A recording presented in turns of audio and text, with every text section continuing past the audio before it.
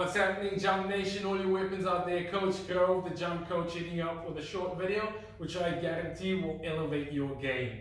Okay, I love how explosive athletes, jumpers, they really have these lofty ambitions. And I think something that's really important is you being healthy, fit, and strong enough and minimizing your risk of injury to do the thing you love. I often see athletes injure themselves because they have poor landing technique or they have inadequate force absorption on their landing. So for me, this is really something I wanted to address because a lot of athletes, they just focus on maximal force development instead of maximal force absorption as well, right? That's just as important. Think of it this way. You wouldn't fly an aeroplane if you couldn't land it, right?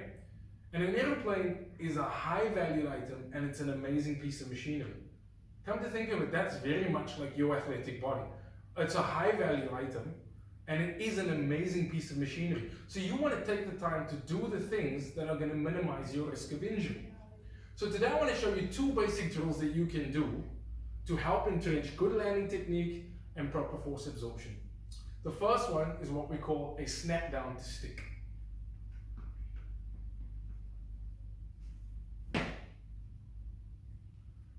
So what you see there is I'm starting in a very strong athletic power position.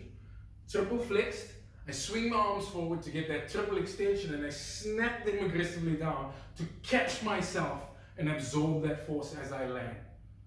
My toes don't leave the ground and I'm landing nice and soft.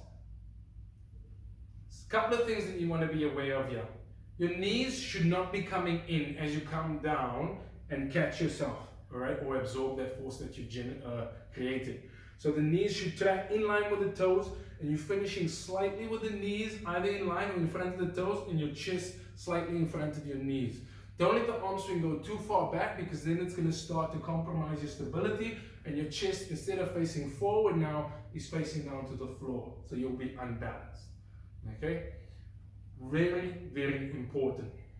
Once you've done a couple of those, and I recommend 4 to 6 reps for 2 sets, you can then progress to a step. And we'll do the same thing, you're just doing it from a little bit of a higher point.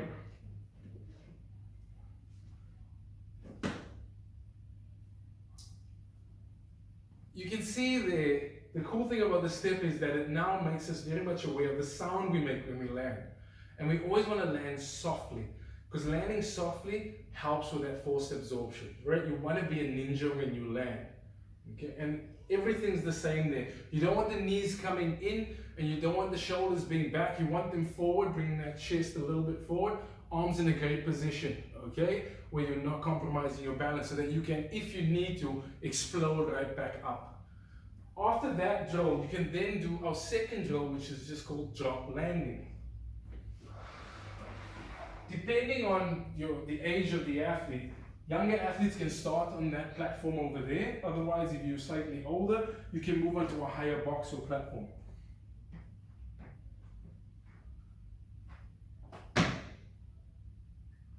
Again, same thing. Knees tracking in line with the toes, slightly in front when you finish, chest slightly in front, well balanced. Again, we're trying to land nice and soft. What I often see in terms of bad landings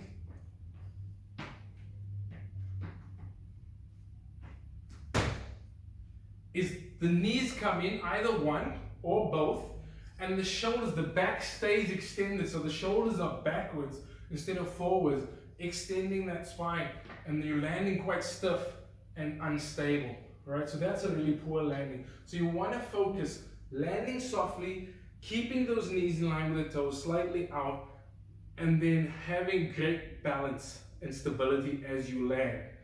I tend to encourage the arms back when you land, just because if you need to do a quick repeated jump, you can then throw your arms forward to go back up. I guarantee you, if you take the time to learn how to land properly and properly absorb force, it's going to go a long way in elevating your game. You've got landing on lockdown, you can then aim as high as you want to. Alright guys, if you haven't yet subscribed to this channel, look out for some progressions that I'm going to be doing with respect to landing, because you can move from 2 feet to 1 foot, and then also some jumping stuff that I'll be posting here as well. You guys stay awesome.